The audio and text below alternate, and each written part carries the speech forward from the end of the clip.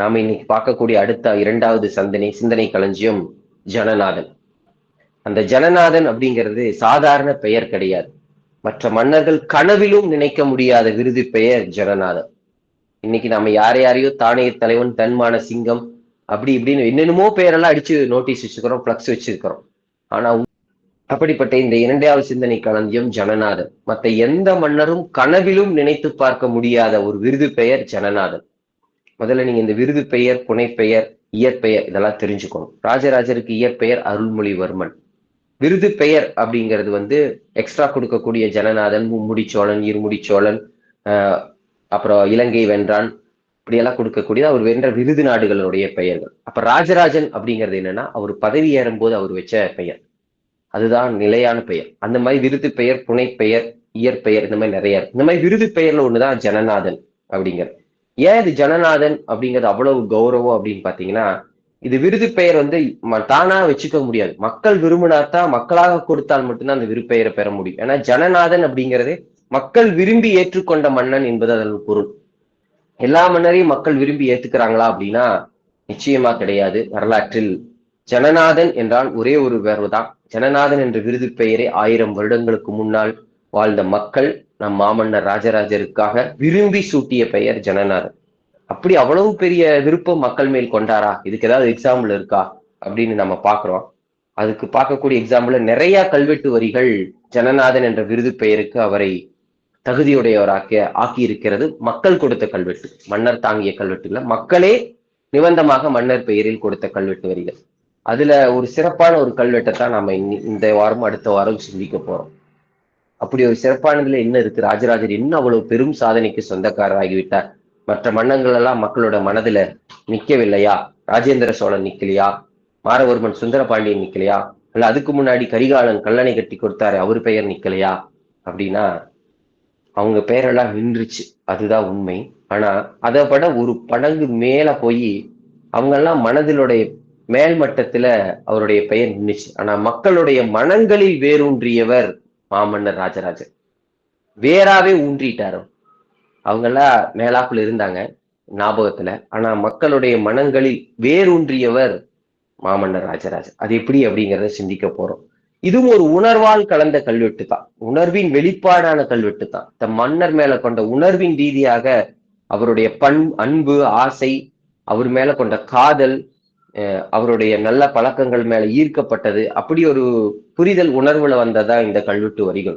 அதனாலதானே என்னவோ பெருமான் இந்த இரண்டையும் ஒண்ணு சேர, என்னையும் சிந்தி என்னுடைய அடியானாகிய சிவபாத சேகரன் ஆகிய ராஜராஜனையும் சிந்தி அப்படிங்கிற மாதிரி முதல்ல பெருமான சிந்திக்கக்கூடிய குருகுலக்கோன் கல்வெட்டை நம்மளுக்கு கொடுத்துட்டு அடுத்ததாக ஜனநாதன்கிற கல்வெட்டை கொடுத்திருக்காங்க.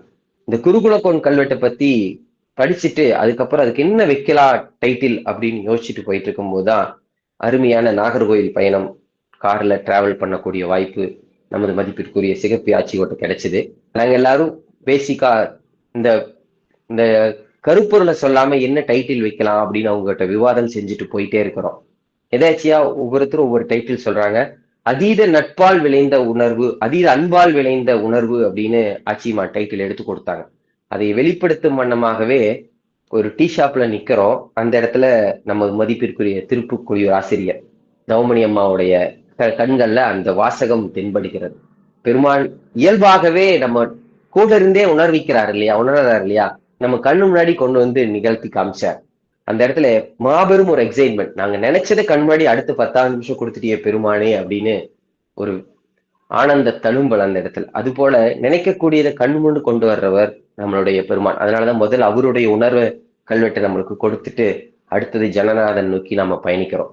ஜனநாதன் அப்படிங்கிற விருது பெயர் மற்ற மன்னர்கள் யாரும் நினைத்து கூட பார்க்க முடியாத விருது பெயர் ஜனநாதன்.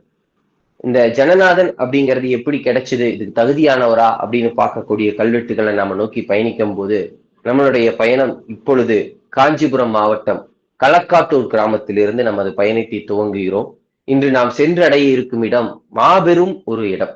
எதிரிகள் கனவிலும் நினைக்க முடியாத இடம். எதிரிகள் கனவிலும் அந்த இடத்துல நுழையணும்னா நினைக்க முடியாது. அப்படிப்பட்ட ஒரு இடம். நம்ம போய் உட்கார போறோம், அந்த இடத்துல இருக்க போறோம், யாரை பார்க்க போறோம், யாரு கூட பேச போறோம், யாரால் அரவணைக்கப்படுகிறோம், யார் முன்னாடி நின்று பேசுறோம், என்னத்தை பேசுறோம் அப்படிங்கிறதெல்லாம் வரக்கூடிய வார்த்தைகள் உங்களுக்கு தெளிவுபடுத்தும். முதல்ல இப்பொழுது நம்ம பயணம் காஞ்சிபுரம் மண்டலத்தின் களக்காட்டூர் கிராமத்தை நோக்கி தொடர்கிறது. அழகிய காலை பொழுது, எங்கு பார்க்கினும் பச்சை பசேல் என்று புல்வெளிகள் நிறைந்த பகுதி, நெல் வயல்களும் அதனூடே பயணிக்கும் சிறு வாய்க்கால்களும், அந்த சிறு வாய்க்காலில் துள்ளி குதித்து விளையாடும் கயல்களும் பார்க்க பார்க்க பார்த்து கொண்டே இருக்கக்கூடிய கண்கொள்ளா காட்சி. நெற்கதிர்களின் நாணம் ஒரு பக்கம், அதை ஊடறுத்து செல்லும் வாய்க்கால்கள், அதில் மலர்ந்துள்ள சின்னஞ்சிறு செடிகளில் மலர்ந்துள்ள பூக்கள், அப்படியே வரப்பொட்டியே பயணிக்கிறோம் களக்காட்டூர் கிராமத்துக்கு. களக்காட்டூர் கிராமத்தின் நடுவில் அழகாக அமைந்துள்ள சிவனார் கோயில். எல்லாம் வல்ல மெய்ப்பொருளே, எவ்வளவு அம்சமாக ஊரின் மையத்தில் அமைந்திருக்கிறாய், உனக்கான கண்கள் கோடி வேண்டும். இந்த அகக்கண்ணால் காண முடியாது உன்னுடைய உண்மை நிலையை, ஜோதி வடிவை. பெருமானி என்று நினைத்து கொண்டு களக்காட்டூர் கிராமத்தின் சிவனார் கோயிலை நெருங்க பெருமானுடைய ஈர்ப்பு நம் மனதை கவர வந்துவிட்டோம் நுழைவாயிலுக்கு. ஏதோ திருவிழா போல தெரிகிறது களக்காட்டூர் கிராமம். ஊரே ஒன்று சேரி இந்த இடத்தில் இருக்கிறது. எந்த வீட்டின் முன்னு பார்த்தாலும் மாவிலை தோரணங்களும் கோலங்களும், ஆஹா பிரமிப்பாக இருக்கிறது. என்ன திருவிழாவாக இருக்கும்? சரி, வாருங்கள் உள்ளே சென்று எல்லாம் வல்ல மெய்ப்பொருளை தரிசித்து விட்டு பிறகு விசாரிப்போம். நேரம் இருக்கிறது, வாருங்கள். உள்ளே செல்வோம். ஆஹா, பெருமானுடைய அழகு, அழகிலும் அழகு. எல்லாம் வல்ல பெருமானே, என்னை ஆசீர்வதித்து வழிகாட்டு பெருமானே, வேண்டிக் கொள்கிறோம். உலகெல்லாம் மேன்மைகள் செய்வி நீதி விளங்குக வேண்டிக் கொண்டு நுழைவாயிலுக்கு வருகிறோம். என்னம்மா விசேஷம்? களக்காட்டூர் கிராமமே இவ்வளவு பூரிப்பாக இருக்கிறதே, மீனாட்சி தாயே என்ன விசேஷம் அப்படின்னு அங்கிருந்த மீனாட்சி அம்மாட்ட கேட்கிறோம். ஏன்னா அவங்கதான் நம்மளுக்கு தெரிஞ்சவங்க, தகவல் சொல்றவங்க. ஒன்னும் இல்லையா, இன்னைக்கு எங்க ஊர்ல இருந்து ஒருத்தர் தஞ்சை நோக்கி பயணம் பண்றாரு. அதை பத்தி நீங்க தெரிஞ்சுக்குங்க. அவர் வந்துருவாரு, கொஞ்ச நேரம் இருங்க, விசாரிங்க. அப்படியே கூட நடந்துட்டே இருந்தீங்கன்னா தெரிஞ்சிடும். சரி, மக்கள் ஊடே பயணிப்போம். காடன் மைந்தன் என் பள்ளி பருவ தோழன். பள்ளி பருவ தோழன் சொல்றது இவ்வளவு இருக்கா? காடன் மைந்தனுக்கு நான் தூரத்து சொந்தக்காரர். காடன் மைந்தனுக்கு பள்ளி ஆசிரியர் நான். காடன் மைந்தனோடு விளையாடியவன் நான். காடன் மைந்தன் என் பக்கத்து வீட்டுக்காரர். காடன் மைந்தனுக்கு பெண் கொடுத்தவன் நான். என்ன இது? காடன் மைந்தன் என்ற ஒற்றை பெயரை வைத்துக் கொண்டு அனைவரும் இவ்வளவு ஆனந்தமும் பூரிப்பும் கொள்கிறார்களே. யார் அந்த காடன் மைந்தன்? காடன் மைந்தனுக்கும் இவர்களுக்கும் என்ன இவ்வளவு நெருக்கம்? ஏன் அந்த காடன் மைந்தனின் பெயரை இவ்வளவு ஆழமாக உச்சரித்து ஒவ்வொருவரும் பேசிக்கொண்டே இருக்கிறார்கள்? பார்ப்போம். 2 எருதுகள் பூட்டிய வண்டி தயாராக இருக்கிறது. வந்து இறங்கினார் ஆஜானு பாகவத்துடன் பக்குவமான ஒரு மனிதர். உருமாலை கட்டி கொண்டு அரைக்கால் வேட்டி அணிந்து வந்து இறங்கினார். நேரடியாக உள்ளே சென்றார். ஊர்படைகள் சூழ பெருமானை வணங்கி அம்பாளையும் வணங்கி முன்னே வந்தார். ஊர் தலைவர் என்ற வயது முதிர்ந்த ஊர் தலைவர் வருகிறார். காடன் மைந்தா, இதற்கு முன் நீ வகித்திருக்கக்கூடிய இந்த பதவியில் நானும் இருந்திருக்கிறேன். எத்தனையோ பெயர் இந்த பதவியில் இருந்திருக்கிறார்கள். ஆனால் யாருக்கும் கிடைக்காத ஒரு பெரும் வாய்ப்பு உனக்கு கிடைத்திருக்கிறது. நம் மாமன்னர் ராஜராஜரை காணக்கூடிய ஒரு பெரும் வாய்ப்பு உனக்கு கிடைத்திருக்கிறது. உன்னுடைய சாமர்த்தியத்தாலும் அதீத புத்திசாலித்தனத்தாலும் எப்படியேனும் நம் மக்களின் கோரிக்கையை நிறைவேற்றி இந்த உன்னுடைய புத்திசாலித்தனத்தால் அதை மாமன்னரிடமிருந்து நிறைவேற்றும் அரசாணையை பெற்று வர வேண்டும். அது மக்களாகிய எங்களால் உனக்கு விடுக்கப்படக்கூடிய கோரிக்கை. தயவு செய்து எந்த இடத்திலும் உனது கவனத்தை சிதறிவிடாதே. மிகவும் பக்குவமாயும் நிதானமாயும் யோசித்து அனைவரிடமும் பேசி எப்படியேனும் மன்னரை சந்தித்து விடு. அதுதான் நமது பெரும் குடுப்பினை. எப்படியேனும் சந்தித்து விடு என்று வா. உன்னுடைய பயணம் நல்லதாக சிறக்க எல்லாம் வல்ல களக்காட்டூர் சிவனார் அருள் புரிவார். ஊர் பெரியவரை வணங்கி அவரிடம் ஆசி பெற்று நாம் நகர்கிறோம். இந்த இடத்தில் இருந்து களக்காட்டூர் கிராமத்தின் காடன் மைந்தனாக அவருடைய மனநிலையிலேயே அனைவரும் நகர்கிறோம். எங்கு? தஞ்சை அரண்மனையை நோக்கி. களக்காட்டூர் கிராமத்தின் ஒட்டுமொத்த மக்களால் தேர்ந்தெடுக்கப்பட்டு மாமன்னர் ராஜராஜரால் பணியமர்த்தப்பட்ட களக்காட்டூர் கிராமத்தின் கிராம நிர்வாக அதிகாரியாக களக்காட்டூர் காடன் மைந்தன் என்ற ஒரே மனநிலையோடு பட்டெழுத்து குழு 3 மாணவர்கள், ஆசிரியர்கள், இணை ஆசிரியர்கள் அனைவரும் பயணிப்போம் தஞ்சையை நோக்கிய ராஜபாட்டையில். 2 எருதுகள் பூட்டிய வண்டியில் களக்காட்டூர் காடன் மைந்தனாக நாம் ஏறி புறப்படுகிறோம் ஒரே மனநிலை. நேரம் செல்ல செல்ல ராஜபாட்டையில் போய்கொண்டே இருக்கிறோம். எங்கு பார்க்கினும் வயல்வெளிகளும் அதனை ஊடறுத்து செல்லும் வாய்க்கால்களும் பார்க்க பார்க்க பரவசமாகவே இருக்கிறது. ஒருவாறாக காடன் மைந்தனின் மனதுக்குள் வருவது ராஜராஜர் கொடுத்த கொடையும், ராஜராஜருடைய பெரிய பெரிய அன்பும், மக்கள் மீது கொண்ட அவரது நம்பிக்கையும். காஞ்சி மண்டலத்தை நோக்கிய பயணத்தில் தஞ்சை அரண்மனை நோக்கிய பயணத்தில் சென்று கொண்டிருக்கிறார் காடன் மைந்தன். முதலில் அவர் கண்களில் பட்ட அந்த நெற்பயிர்கள் அவருக்கு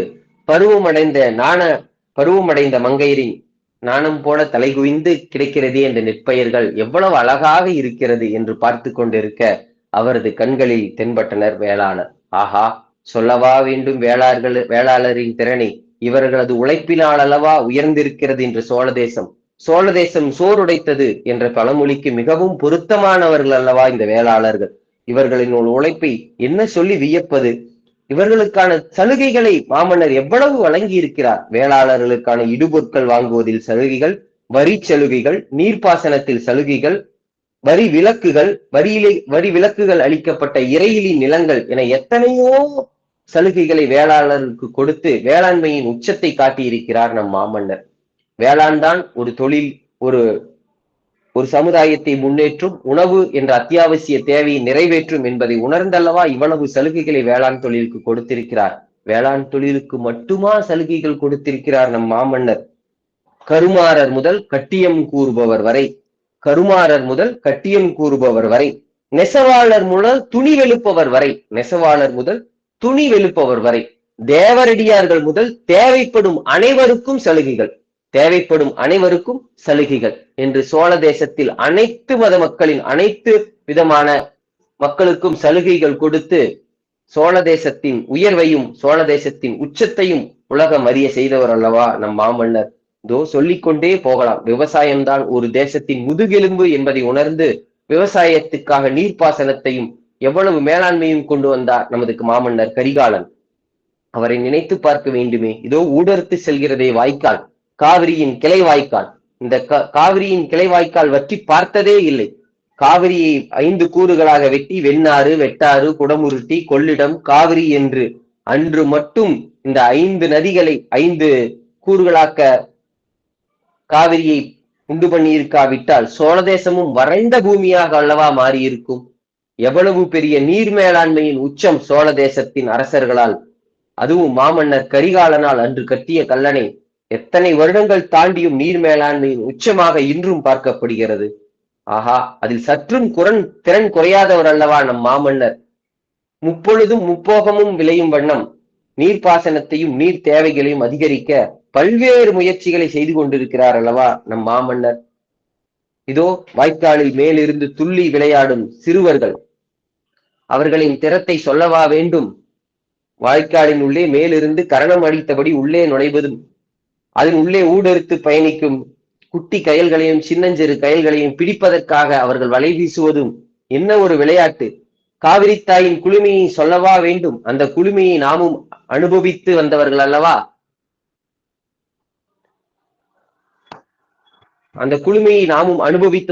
அல்லவா. எவ்வளவு குளுமை காவிரி தாயின் இடத்தில்! பொன்னித்தாய் தந்த பொன்னியின் செல்வன் அல்லவா நம் மாமன்னர். தாயின் குணம் இயல்பாகவே மகனிடத்தில் வருவது இயல்புதானே. அதே போல மக்களிடத்திலும் அந்த குளுமையை காட்டுவார்தானே நம் மாமன்னர். சொல்லிக்கொண்டே இருக்கலாம் நம் மாமன்னரின் பெருமை. வந்துவிட்டதே அடுத்த திட்டம், குழந்தைகளுக்கான கல்வி திட்டம். கிராமங்கள் தோறும் பாடசாலைகள், ஆரம்ப கல்வி முற்றிலும் இலவசம். உயர்ந்த கல்விக்கு ஊக்கத்தொகை, உயர்கல்விக்கு ஊக்கத்தொகை, அதுவும் இலவசமாக. ஊக்கத்தொகையோடு உணவும் இலவசம், தங்குமிடம் இலவசம், அனைத்தும் இலவசமாக கொடுத்து, கல்வி என்பது ஒரு மனிதனை அத்தியாவசியம். கல்விதான் ஒரு மனிதனை உயர்த்தும்.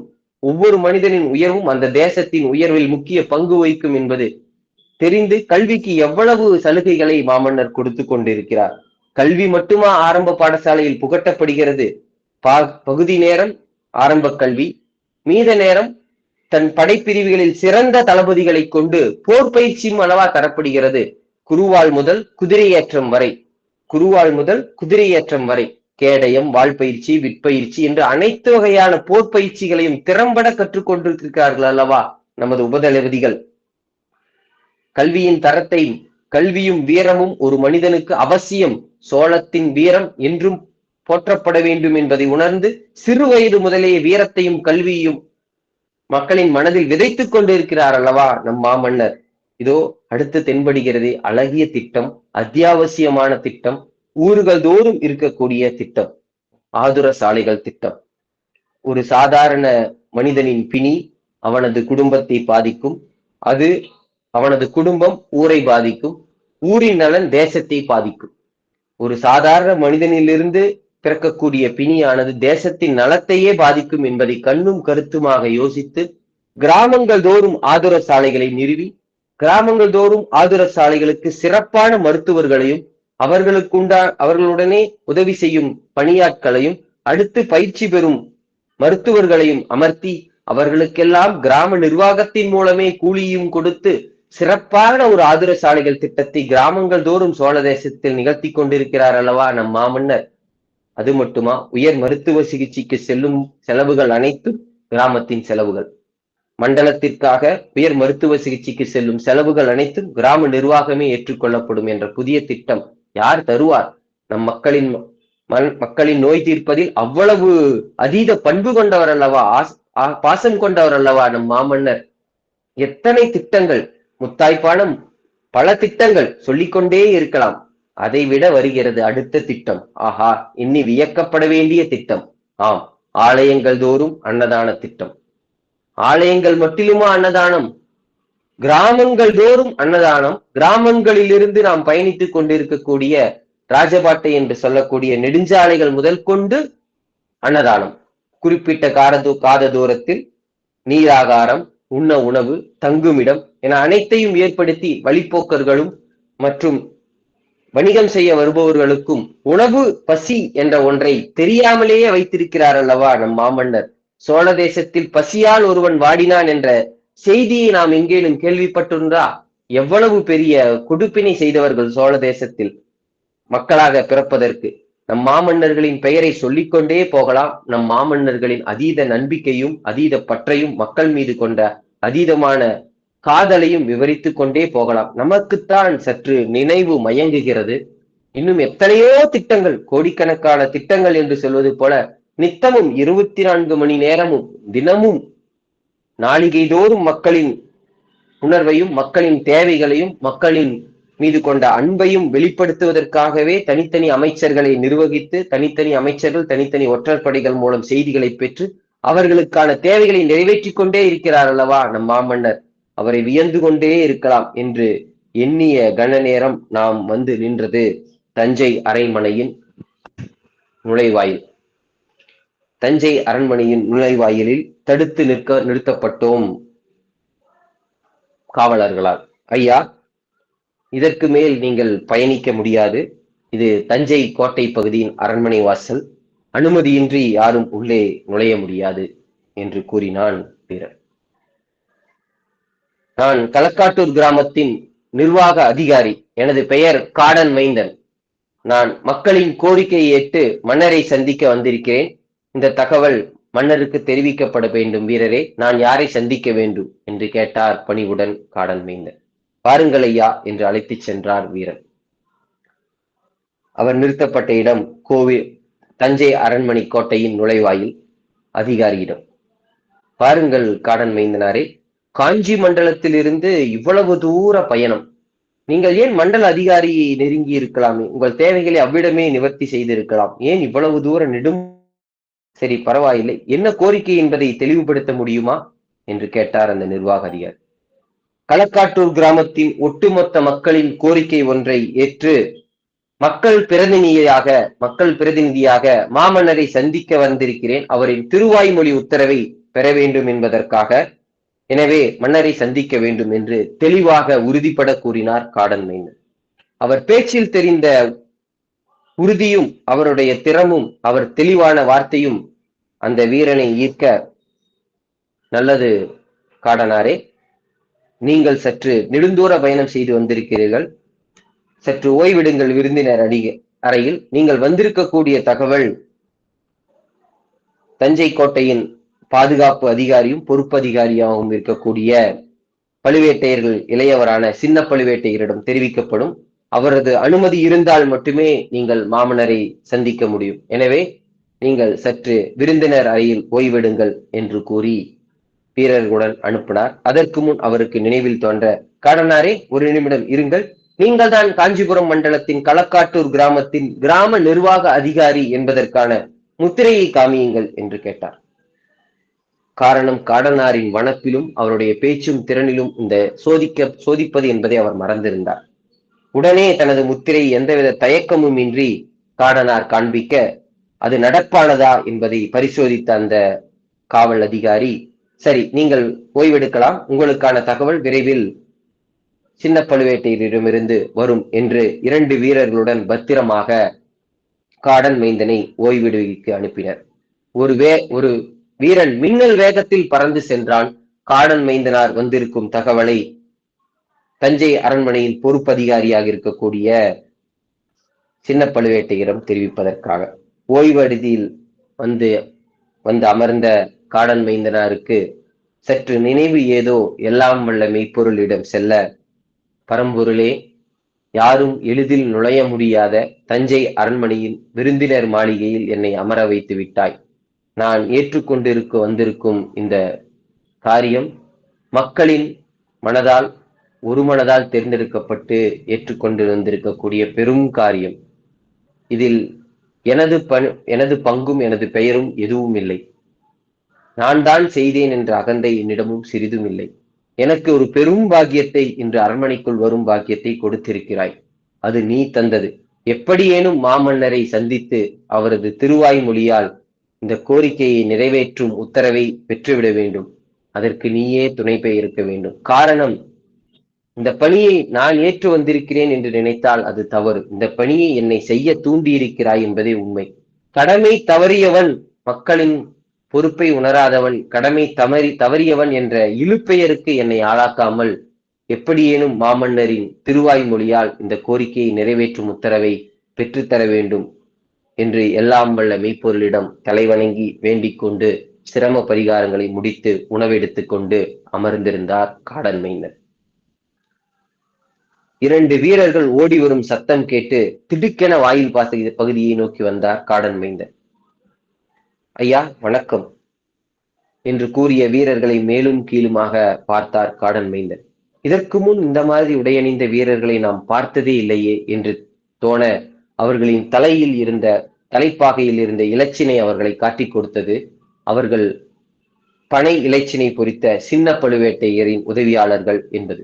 அரசு தஞ்சை அரண்மனையின் கோட்டைப்படை தளபதியாக இருக்கக்கூடிய சின்ன பழுவேட்டையரின் படைப்பிரிவுகள் இவர்கள் என்பதை உணர்ந்து, ஐயா, வாருங்கள் என்று கூற, ஐயா, உங்களை அழைத்து விடும்படி தஞ்சை கோட்டை காவல் அதிகாரியாகிய பழுவேட்டையர் அரசரின் உத்தரவு, பாருங்கள், போகலாம் என்று அழைத்தனர். அவரின் உடைமைகளை பரிசோதித்து பிறகு அழைத்துச் செல்லப்பட்டார். காவல் பொறுப்பு அதிகாரியாக இருக்கக்கூடிய சின்ன பழுவேட்டையரிடம் முன்னிறுத்தப்பட்டார். அரசே, களக்காட்டூர் கிராமத்திலிருந்து காடன் மைந்தன் என்ற கிராம நிர்வாக அதிகாரி வந்திருக்கிறார், தங்களை காண வரச் சொல்லுங்கள் என்றது உத்தரவு. வணக்கம் சிற்றரசே, நான் தான் களக்காட்டூர் கிராமத்தின் காடன் மைந்தன், கிராம நிர்வாக அதிகாரி என்று பணிவுடன் கூறினார் காடன் மைந்தன். நீதான் களக்காட்டூர் கிராமத்தின் ஒட்டுமொத்த மக்களால் தேர்ந்தெடுக்கப்பட்ட கிராம நிர்வாக அதிகாரி என்பதற்கான முத்திரையை காண்பி என்று ஆணவத்துடனும் கர்வத்துடனும் கேட்டார் சின்ன பழுவேட்டையர்.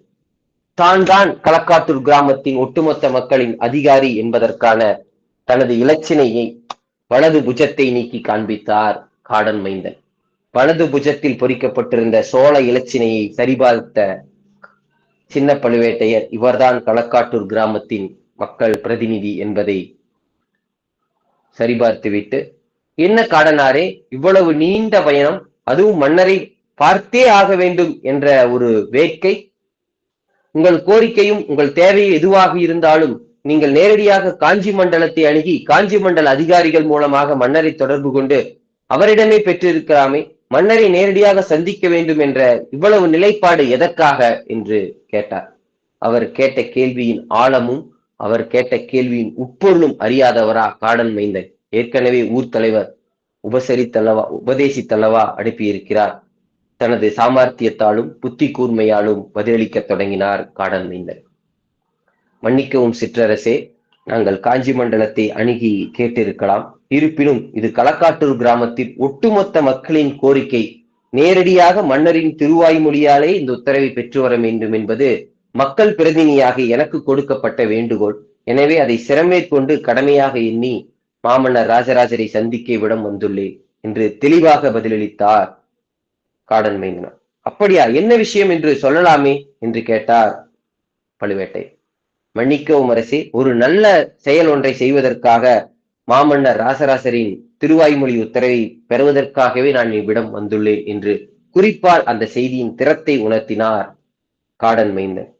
நல்ல செய்தி என்ற ஒரு செய்தி மற்றும் சின்ன பழுவேட்டையரின் செவிகளில் உட்புக, நல்லது, நீங்கள் காத்திருங்கள், மாமன்னரை சந்திக்கக்கூடிய வாய்ப்பு உங்களுக்கு விரைவில் வரும். அதற்கு முன் மெய்க்காவல் படையால் நீங்கள் சோதிக்கப்படுவீர்கள். அவர்கள் அனுமதி அளித்தால் மட்டுமே நீங்கள் அரசவைக்குள் பிரவேசிக்க இயலும். எனவே நீங்கள் போய் மெய்க்காவல் படையினை சந்திக்கலாம். வீரர்களே, இவரை அழைத்துச் சென்று சோழ தேசத்தின் மாமன்னர் ராசராசருடைய மெய்க்காவல் படையினரிடம் நிறுத்துங்கள்.